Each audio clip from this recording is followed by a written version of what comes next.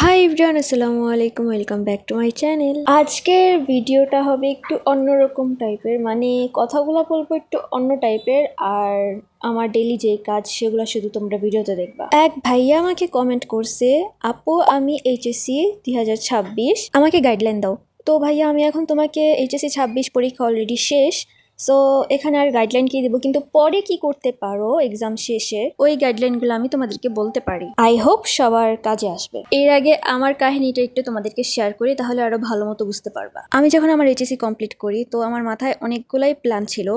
ওই প্ল্যানের থেকে আমি 3-4টা প্ল্যান একদম কনফার্ম রাখছিলাম যে পূরণ করব, বাট ওগুলো আমি একটাও পূরণ করতে পারিনি। ওই যে একটা কথা আছে না যে বেশি পিড়িতে জীবন ধ্বংস, সেম আমার সাথে ওরকম ঘটছে। একজনকে ভালোবেসে নিজের পায়ে নিজে কুড়াল মারছি, এমন মানুষের সাথে প্রেম মারাইছি যে উল্টা আমাকে সবকিছু থেকে দূরে যাইতে বলে। যে কোনো কাজ করতাম বা যাই করতাম সবকিছু থেকে আমাকে দূরে ঠেলা দিত বা এরকম এরকম কথা বলতো, আমার মন চাইতো কি আমি নিজেই সবকিছু থেকে সরে যাই। তো আমার লাইফের সবচেয়ে বড় ভুল হয়েছে এটা। তোমাদের একটু সাজেস্ট করতে চাই যে তোমরা যারা স্বপ্ন দেখতে পছন্দ করবা, তোমাদের স্বপ্ন আছে, তোমাকে অন্য জায়গায় দেখবা বা নিজের কিছু পরিকল্পনা আছে, তো বলবো যে তোমরা কখনো প্রেমে জড়াইবা না। এই প্রেম তোমার স্বপ্ন, তোমার ইচ্ছা, তোমার বিশ্বাস, নিজের প্রতি যে একটা আত্মবিশ্বাস থাকে, ওগুলো সব কিছু ভাঙচুর করে দেবে। আর যদি প্রেম করতে মন চায় তাহলে এরকম মানুষের সাথে করবা যে তোমাকে, তোমার স্বপ্নকে, তোমার ইচ্ছাকে কখনো দুই চোখ করবে না বা উল্টা পাল্টা বলবে না। উল্টা যদি পারে তোমাকে সাপোর্ট করবে, বাট তোমাকে কখনো ভাঙতে দিবে না। তো এখন আসি মেইন কথায় যে তোমরা এইচএসসি শেষে কি করতে পারো। তোমাদের যদি কারো বাইরে যাওয়ার প্ল্যান থাকে তাহলে ওরকম ভাবে প্রিপারেশন নেবা। আর নিজেকে ডেভেলপ করার জন্য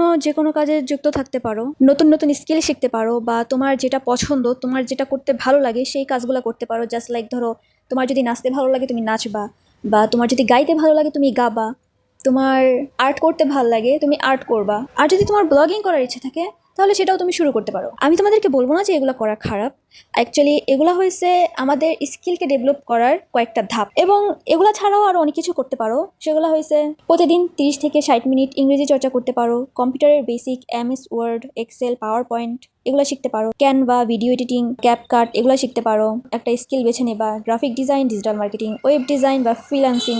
বই পড়ার অভ্যাস অবশ্যই করবা। নিজের শরীরেরও কিন্তু একটু যত্ন নিতে হবে, তার জন্য 30 মিনিট ব্যায়াম করবা। আর তাড়াতাড়ি ঘুমের অভ্যাস তৈরি করবা। টাইম টু টাইম সবকিছু করার চেষ্টা করবা, নিজেকে একটা ডিসিপ্লিনে আনবা। আর চাইলে ছোটখাটো অনলাইনে আয়ের দক্ষতাও শেখা শুরু করতে পারো। এইচএসসির পরে যে কয়েক মাস সময়টা পাবা, এগুলো কাজে লাগাতে পারলে তুমি ভবিষ্যতের জন্য কয়েক বছর এগিয়ে থাকবা। তো আজকে এই পর্যন্ত। এই ভাষণ, ভালো থাকো, সুস্থ থাকো, আর হ্যাঁ, প্রেম থেকে দূরে থাকবা।